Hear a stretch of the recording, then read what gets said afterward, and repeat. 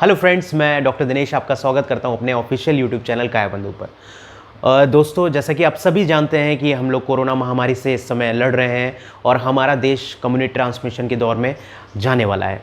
आज ही की बात करूं तो आज हमारे देश ने पूरे वर्ल्ड का जो कोरोना मीटर है उसमें सबसे ज़्यादा कंट्रीब्यूशन किया है। 34,000 से ज़्यादा नए केसेस रिपोर्टेड हुए हैं पिछले 24 घंटे में और 600 से ज़्यादा डेथ हुई हैं इस कोरोना महामारी से।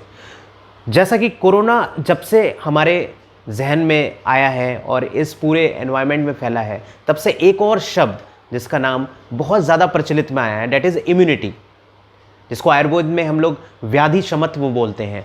तो इसके बारे में आज मैं आपको सारी जानकारी देने के लिए इस वीडियो में मुखातिब हुआ हूँ। तो सबसे पहले हम लोग जानेंगे कि मॉडर्न कंसेप्ट क्या है इम्यूनिटी का। तो इम्यूनिटी नाम से ही लग रहा है कि किसी चीज़ से इम्यून हो जाना, अर्थात किसी चीज़ से हमें लिबर्टी मिल जाना। इन्फेक्शन से अगर हमको इम्यून मिल जाए, इम्यून मतलब पावर मिल जाए कि वो हमारा कुछ बिगाड़ ना पाए, तो उसे हम इम्यूनिटी बोलते हैं। इसको समझना पड़ेगा, ये दो तरीके का होता है। सबसे पहला ये होता है पैसिव और एक्टिव। पैसिव और एक्टिव का मतलब जैसे आपको समझ में ही आ रहा होगा कि कोई चीज़ अपने आप अगर उत्पन्न हो जाए तो डेट इज़ पैसिव। अगर उसको ज़बरदस्ती क्रिएट किया जाए एक एक्टिविटी के थ्रू, एक एक्शन के थ्रू, तो वो एक्टिव इम्यूनिटी कहलाती है। तो सबसे पहले हम बात करेंगे पैसिव इम्यूनिटी के बारे में। पैसिव इम्यूनिटी दो तरीके से डेवलप हो सकती है। सबसे पहला, अगर मदर के वॉम में जब बेबी रहता है तो जो इम्यूनिटी होती है उसको हम लोग बोलते हैं, जो मदर के थ्रू आ रही है, डेट इज़ पैसिव इम्यूनिटी। और अगर वो इम्यूनिटी अगर एंटीबॉडी के रूप में हमारे बॉडी में डाल दी जाए तो वो पैसिव कहलाती है, क्योंकि ये बनी बनाई इम्यूनिटी है, इसमें कोई एक्शन नहीं हुआ हमारी बॉडी में।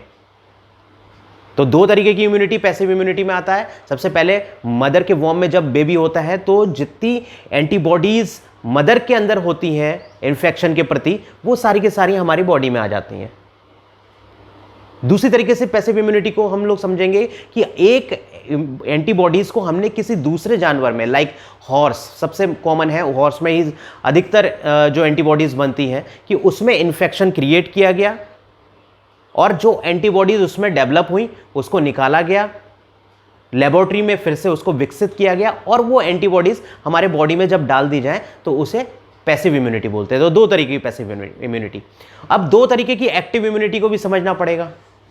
सबसे पहले एक एक्शन ये हुआ हमारी बॉडी पे कि एक इन्फेक्शन के सराउंडिंग में हम लोग आए, एक कोई इन्फेक्टेड पर्सन मेरे पास आया, उसने मुझे वो इन्फेक्शन दिया, बाय एयरबॉर्न हो सकता है, वाटरबॉर्न हो सकते हैं, तरह तरह के इन्फेक्शंस हैं। वो इन्फेक्शन जब हमारे बॉडी के अंदर गया, उसके एवज में जो एंटीबॉडीज मेरे बॉडी ने खुद तैयार करी, तो that is called active immunity. एक तरीके की एक्टिव इम्यूनिटी और होती है कि अगर कुछ एटीन्यूटेड या फिर किल्ड वायरसेस या बैक्टीरिया मेरे बॉडी के अंदर डाल दिए जाएं और उसके एवज में मेरे बॉडी में इम्यूनिटी डेवलप हो, एंटीबॉडी डेवलप हो, तो ये एक्टिव इम्यूनिटी कहलाती है। तो ये दो तरीके की जो इम्यूनिटी है, जो कि लाइफ में हम लोग क्या करते हैं, एक्वायर्ड करते हैं। और एक इम्यूनिटी बहुत इंपॉर्टेंट होती है जो इन्नेट होती है, यानी कि बाय बर्थ। सपोज करो जब एक चाइल्ड डेवलप होता है तो उसके लिए एक सेल चाहिए होता है sperm from male side and एक सेल चाहिए होता है from the female side ovum. जब ये फ्यूज करता है तो जाइगोट बनता है। अब जो उनके जेनेटिक कोड में जितनी जानकारी थी उस स्पर्म और ओवम के, वो आपके जाइगोट में आ गई। फिर ये डिवीजन होके फिर एम्ब्रियो बनता है, एम्ब्रियो बन के फिर उसका डिवीजन होता है, फिर लेयर्स में ये डिवाइड होता है, एंडोडर्म, एक्टोडर्म एंड मेसोडर्म, और उसी से ही फिर हमारे बॉडी के ऑर्गन्स बनते हैं। तो जितनी जानकारी उस जेनेटिक स्ट्रक्चर में थी जो कि माता और पिता से आ रही हैं, वो सारी की सारी चिल्ड्रन के अंदर आ जाती हैं। तो इसको हम लोग बोलते हैं इन्नेट इम्यूनिटी, यानी कि जितनी इम्यूनिटी मेरे माता पिता में थी वो सारी की सारी इम्यूनिटी मेरे अंदर आ जाती है। तो ये दो तरीके की इम्यूनिटी हुई, इन्नेट इम्यूनिटी और एक्वायर्ड इम्यूनिटी। एक्वायर्ड इम्यूनिटी फिर दो तरीके का, active immunity and passive immunity. तो ये मॉडर्न कंसेप्ट है इम्यूनिटी का। अब हम जानेंगे कि आयुर्वेदिक कंसेप्ट क्या है। तो हजारों साल पहले चरक संहिता जो महर्षि चरक ने लिखी थी, उसकी टीका करते हुए चक्रपाणि आचार्य ने जब उसकी टीका करी तो उसमें व्याधि शमत्व का वर्णन किया गया है। व्याधि शमत्व नाम से ही लग रहा है कि व्याधि को खत्म करने वाली जो शक्ति होती है वो व्याधि शमत्व होती है। अब ये व्याधि क्षमत्व जो हमारे शरीर के अंदर होती है, इसको समझना पड़ेगा। इसको कोरिलेट किया गया ओज से। ओज अब क्या है उसको समझना पड़ेगा आपको, कि जब हम जो आहार लेते हैं उसमें जब अग्नि संस्कार होता है, यानी कि डाइजेस्टिव फायर जो मेरे अंदर है जठर में, जब उस पर एक्ट करती है तो उससे रस बनता है। अब रस पे जब रस अग्नि एक्ट करती है तो रक्त बनता है। रक्त पे जब रक्त अग्नि एक्ट करती है तो मांस बनता है। मांस पे जब मांस अग्नि एक्ट करती है तो मेद बनता है। मेद पे जब मेद अग्नि एक्ट करती है तो अस्थि बनता है। अस्थि पे जब अस्थि अग्नि वर्क करती है तो मज्जा बनता है। और मज्जा पे जब मज्जा अग्नि वर्क करती है तो शुक्र बनता है। और शुक्र पे जब शुक्र अग्नि एक्ट करती है तो ओज बनता है। यानी कि जो हमारे आहार की सर्वोच्च जो स्थिति है पाचन के बाद, वो ओज कहलाता है। तो ये ओज व्याधि क्षमत्व जिसको कि हम लोग इम्यूनिटी बोलते हैं, ये कब अच्छा होगा हमारे शरीर में? जब ये उत्तरोत्तर धातुओं का निर्माण अच्छा होगा। और उत्तरोत्तर धातुओं के निर्माण होने के लिए अग्नि बहुत ही अच्छी होनी चाहिए, सूटेबल होनी चाहिए। जितना ज़रूरी है उतना होना चाहिए। अब महर्षि चक्रपाणि ने इसकी टीका करते हुए बताया कि किन में व्याधि क्षमत्व अच्छी नहीं होती है। ऐसे 9 लोगों का वर्गीकरण उन्होंने किया। सबसे पहले अतिकृष्य, यानी कि जो बहुत पतले होते हैं। अति स्थौल्य, जो बहुत मोटे होते हैं, जिनके अंदर मांस संरचना, मांस जो होता है संवहन अच्छा नहीं होता। अस्थि वीक होती हैं, जिनके अंदर ब्लड में इम्प्योरिफिकेशन होती है। जो दुर्बल होते हैं, यानी कि हमेशा वीकनेस फील करते हैं। जो जिनके अंदर आहार जो है वो सात्म्य रूप से पाचन नहीं हो रहा है, या फिर जो लोग आहार कम कर रहे हैं। और लास्टली उन्होंने बोला कि जिनका सत्व अल्प सत्वा, यानी कि जिनका सत्व यानी कि जो मेंटल स्टेटस है वो बैलेंस नहीं रहता, जिनका मानसिक संतुलन जो है वो बैलेंस नहीं रहता। यानी कि आज भी आप देख रहे होंगे कि इस कोरोना के दौर में भी लोग बीमारी से ज़्यादा डरे हुए हैं। तो ये जो डर है, ये जो फैक्टर है फियर का, ये कहीं ना कहीं अल्प सत्व की निशानी है।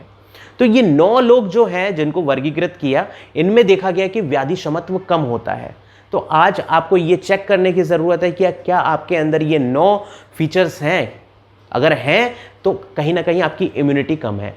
अब उसको और क्लासिफाई करते हुए बोला उन्होंने कि ये 2 तरीके का होता है व्याधि क्षमत्व भी। एक व्याधि बल विरोधित्वम, यानी कि व्याधि के बल को जो कम करता है, और दूसरा व्याधि की उत्पत्ति को जो रोकता है, रीअकरेंस को रोकता है। तो ये 2 तरीके से उन्होंने बताया कि व्याधि क्षमत्व हमारे शरीर में कैसे काम करती है। अब मोर इंपॉर्टेंट यहाँ पे दोनों एस्पेक्ट को समझने के बाद ये समझना पड़ेगा कि ठीक है, अभी हमारे पास कोरोना के एस्पेक्ट से देखते हुए हमारे पास वैक्सीन नहीं है। हम लोग आर्टिफिशियली या फिर हम कह सकते हैं एक्टिव इम्यूनिटी हम लोग डेवलप नहीं कर सकते हैं। लेकिन जो अभी हमने पढ़ा, हमने समझा कि व्याधि को हम क्या कर सकते हैं, व्याधि क्षमत्व को बढ़ा सकते हैं। कैसे बढ़ा सकते हैं? अपने ये देखना है हमें कि जो हमारा आहार का पाचन है वो ठीक हो रहा है या नहीं हो रहा है। कई लोगों को जो प्रॉब्लम रहती है कि भूख नहीं लगती है। अगर भूख नहीं लग रही है, ये शो करता है कि आपकी जो जठराग्नि है, डाइजेस्टिव फायर है, उसमें कमी है। कुछ लोग में ये परेशानी आती है, उनको खाना खाने के बाद पेट फूल जाता है। डेट मीन्स आपकी जो डाइजेस्टिव फायर है वो सही से काम नहीं कर रही है, आहार का पाचन नहीं हो रहा है। तो ये कुछ सिम्टम्स है जिसके आधार पे हम ये समझ सकते हैं कि आहार का पाचन सही नहीं होगा तो हमारी व्याधि क्षमत्व भी सही से डेवलप नहीं हो पाएगी। ये लक्षणों के आधार पे हम समझ सकते हैं कि हमारी इम्यूनिटी कम है या बैलेंस्ड है। अब ट्रीटमेंट पॉइंट ऑफ व्यू की अगर हम बात करें तो किस तरीके से मॉडर्न एस्पेक्ट में हम क्या क्या कर सकते हैं जिससे कि हमारी इम्यूनिटी डेवलप हो, और आयुर्वेदिक परिप्रेक्ष्य में हम लोग क्या कर सकते हैं जिससे हमारी इम्यूनिटी डेवलप हो। आपको मैं बता देना चाहता हूं, मॉडर्न में कुछ मेडिसिन हैं जो आप यूज़ करोगे तो आपको बहुत लाभ होगा, आपकी इम्यूनिटी बढ़ सकती है। और जो लिंक दिया हुआ है वहाँ से आप चाहें तो उसको परचेज भी कर सकते हैं। सबसे पहला, जिंक बहुत इंपॉर्टेंट है। अगर हम डेली 50 मिलीग्राम उसकी डोज ले तो हमारी इम्यूनिटी को बूस्टअप करता है। दूसरा, हम अगर विटामिन सी रेगुलर वे में लेते हैं तो वो भी हमारी इम्यूनिटी को बूस्टअप करता है। विटामिन डी अगर हम लेते हैं वीकली तो वो भी हमारी इम्यूनिटी को बहुत बूस्टअप करता है। अगर आप डेली सन बाथ करते हो तो वो भी आपकी इम्यूनिटी को बूस्टअप करेगा। तो ये कुछ चीज़ें हैं जिससे मॉडर्न एस्पेक्ट में आप अपनी इम्यूनिटी को इंटैक्ट रख सकते हैं। आयुर्वेदिक परिप्रेक्ष्य में बात करें तो लॉट्स ऑफ ड्रग्स ऐसी हैं जो आप अगर यूज़ करते हो तो आपकी बॉडी की इम्यूनिटी बढ़ेगी। लेकिन उसके पहले मैं आपको बता देना चाहता हूँ कि हमारा आहार का पाचन सही से होना चाहिए। अभी बहुत लोग बोलते हैं कि च्यवनप्राश आप लीजिए, हाँ च्यवनप्राश बहुत अच्छा है, आप ले सकते हैं, लेकिन मैं अभी बताना चाहता हूँ च्यवनप्राश रसायन का काम करता है, और रसायन तभी अच्छे से वर्क करती है जब आपके पंचकर्मा किया हो। ये उसी तरीके से है, आप समझिए कि एक पाइपलाइन है और पाइपलाइन को में आपने बहुत एक अच्छा केमिकल डाल दिया है, लेकिन आगे अगर रास्ता रुका हुआ है तो वो केमिकल पूरे पाइपलाइन के लास्ट सिरे तक नहीं पहुंचेगा। तो अगर आप पंचकर्मा करके जितना भी आपके अंदर टॉक्सिन्स हैं, जितने भी हर्डल्स हैं, जितने भी आपका स्रोत अवरोध है, उसको अगर आप क्लियर कर देते हो तो ये जितनी भी रसायन औषधि हो गई वो बहुत अच्छा काम करते हैं, चाहे वो च्यवनप्राश हो, चाहे अगस्त हरित की हो, ये सारी चीज़ें बहुत अच्छा काम करती हैं। दूसरा, अब कौन कौन सी मेडिसिन हैं जो आप यूज़ करो तो बहुत अच्छा आपका इम्यूनिटी बढ़ सकता है। अभी गवर्नमेंट और मिनिस्ट्री ऑफ जो हमारी आयुष मिनिस्ट्री है उसने आयुष काढ़ा निकाला है, डेफिनेटली बहुत अच्छा काम करता है। इसमें काली मिर्च, पिपली, सौंठ, दालचीनी, इसका बहुत अच्छा कॉम्बिनेशन दिया हुआ है, जिसको अगर आप डेली सुबह शाम खाली पेट लेंगे तो बहुत अच्छा आपका इम्यूनिटी पे इम्पैक्ट आएगा। दूसरा, जितने भी आपकी इम्यूनिटी एनहांसर ड्रग्स हैं लाइक अश्वगंधा, तुलसी, हरिद्रा, दारू हरिद्रा, इसको अगर आप यूज़ करते हो तो बहुत अच्छा इम्पैक्ट आपकी इम्यूनिटी पे आता है। गर्म पानी का आप हमेशा यूज़ कीजिए, गर्म पानी भी आपका स्रोत अवरोध को हटाएगा और आपकी इम्यूनिटी को कहीं ना कहीं एनहांस करेगा। नारियल पानी आप बहुत अच्छे से आप लीजिए, अगर किसी को भी लगता है थोड़ा सा इन्फेक्शन है तो नारियल पानी अगर वो लेता है 4 से 6 गिलास डेली तो बहुत जल्दी उससे कोप अप हो जाएगा। जितने भी सिट्रस फ्रूट होते हैं हमारे, उसको अगर वो लेगा तो इम्यूनिटी को एनहांस करेगा, और अगर आप इन्फेक्शन की चपेट में हैं तो भी ठीक करेगा। अभी आप देख रहे होंगे कि most of the patient all over the world वो ठीक हो जाते हैं। वो क्यों ठीक हो रहे हैं? क्योंकि इस इम्यूनिटी की वजह से ही ये जो वायरस है इतना असरकारक उनकी बॉडी पे नहीं हो रहा है।